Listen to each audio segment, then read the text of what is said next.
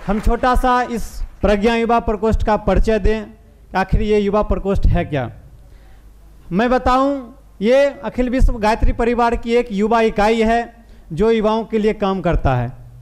हम लोग 17 भाई इसी फ्लोर पर 11 नवंबर 2018 को संकल्प लिए थे, इसी फ्लोर पर। दुख की बात यह है कि 17 में से सभी भाग गए कि साहब हमारे पास टाइम नहीं है, इस भौतिकवादी जमाना में ऐसा नहीं सुने हैं कि युवाओं को ठीक किया जा सकता है। वो लोग कहते थे आज तक हम ये सुने हैं कि लड़का रेलवे में जाता है, बैंक में जाता है, एसएससी में जाता है, लेकिन आज तक हम लोग ये नहीं सुने हैं कि लड़का अच्छा भी बन सकता है। लड़के युवाओं कहा जाता है, खास करके बिहार में युवाओं को अच्छे विचार से जोड़ना, युवाओं को बदलना मेढक को तौलने के जैसा बराबर होता है, कहा जाता है ना। हम लोग इसी अभियान को लेकर के चले। प्रांतीय युवा प्रकोष्ठ के प्रभारी पटना के आदरणीय मनीष भैया के मार्गदर्शन में उन्हीं से हम लोग प्रेरणा लिए। जब भी हताश, उदास, निराश होते हैं तो भैया के पास वहां जाकर के बैठते हैं बड़े प्रेम से। कभी आप लोग किसी से मिलते होंगे तो सारा दुख सुना देते हैं, लेकिन जब भैया के पास हम बैठते हैं तो बड़े बारीकी से हमारा दुख वो सुनते हैं और अपना वाला इतना ऊर्जा लेकर के हमको देते हैं। और पटना से जब हम रिटर्न आते हैं तो उसी एनर्जी के साथ हम काम करते हैं। जब सारे लोग चले गए थे तो हम लोग 4 भाई बच गए थे, मात्र 4 भाई 2018 में।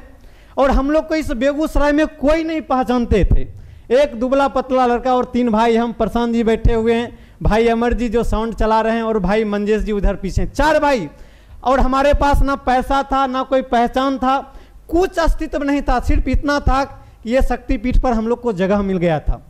अब हम लोग, इन लोगों ने विचार किया कि साहब क्या करें, संकल्प तो ले लिए हैं कि बेगूसराय में युवाओं के बीच अच्छे विचार पहुंचाएंगे और युवाओं को बदलेंगे। तो हम सारे लोग बोले कि चलिए जब तक सांस है तब तक हम लोग चलते रहेंगे, उसके बाद अगर धरती पर नहीं रहे तो उसका तो मानना ही नहीं। और हम लोग धीरे धीरे कोचिंग में, लॉज पे हम लोग बताते हैं कि जब हम लोग सर रोड पर बुक स्टॉल लगाते हैं और लॉज अच्छे पुस्तक बांटते हैं तो बहुत सारे लोग हम पर मजाक उड़ाते थे उस समय कि तुम्हारा शादी नहीं होगा, रोजगार नहीं होगा।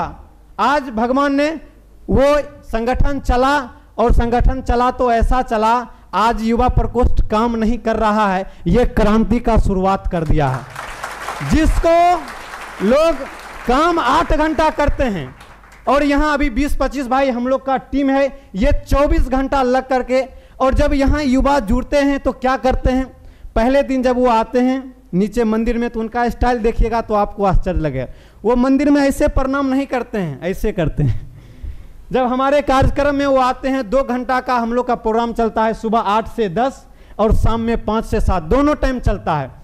और जब ये वहाँ नीचे 2 घंटा प्रोग्राम में रहने के बाद वो नीचे में मंदिर जाते हैं, मात्र 2 घंटा में उनके अंदर इतना परिवर्तन आता है, वही गायत्री माता को वो श्रद्धापूर्वक झुक करके ऐसे प्रणाम करते हैं। 2 घंटा का परिवर्तन। और उसका परिणाम वो हुआ कि साहब वही लड़के जब यहाँ से हम लोग पीडीसी के लिए भेजते हैं पटना, 5 दिन वो क्लास करके आते हैं आदरणीय मनीष भैया के मार्गदर्शन में।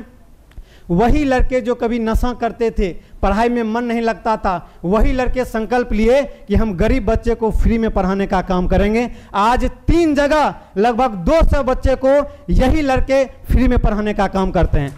आपको ये लगेगा कि साहब वो बाबा होंगे, पूजा पाठ होंगे, सारे जीन्स टी शर्ट में हमारे पीला टी शर्ट पहने हुए भाई हैं, आप लोग देख सकते हैं। 23 घंटा ये लोग अपने लिए काम करते हैं, पढ़ाई लिखाई हुआ, रोजगार हुआ, जो भी करते हैं। और शाम में 1 घंटा 5 से 6 उन बच्चों के बीच जाकर के जमीन पर नीचे बैठ करके ये लोग फ्री शिक्षा का काम करते हैं। ये परिवर्तन धीरे धीरे शुरू हो गया है। आगे हम लोग का रोड पे बुक स्टॉल लगाया जाता है, वृक्षारोपण का भी काम होता है। और अभी हम लोगों ने एक अभियान शुरू किया सर कि हम लोग के गायत्री परिवार में अखंड ज्योति आता है, वो हम लोगों ने शुरू किया कि सर लोग हमारे बीच मौजूद हैं जो कि हम लोग को सारा सहयोग करते हैं। सभी टीचर को हम लोग ने अखंड ज्योति बांटना शुरू किया। हम लोग को तो पता ही नहीं था कि कितना टीचर रहते हैं। आज युवा प्रकोष्ठ में 150 टीचर को हम लोग ने अच्छे पुस्तक उनके घर पे पहुंचाए हैं। ये परिवर्तन कौन कर रहा है?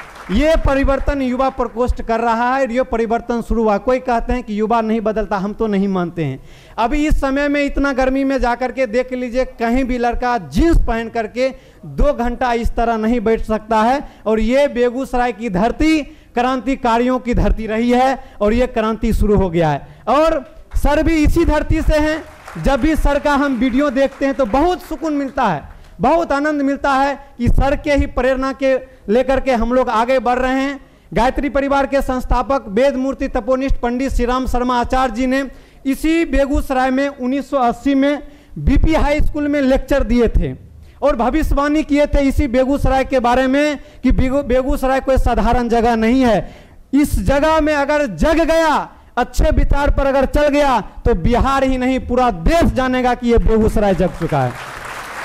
हमारे पुराने परिजन कहते हैं कि गुरुजी ने बोल करके गए हैं इस शक्तिपीठ से एक बड़ा क्रांति होने वाला है और वो क्रांति आज हो रहा है आप सबों के बीच। अब तो ये पूरा और विस्तार रूप में ले लिया है।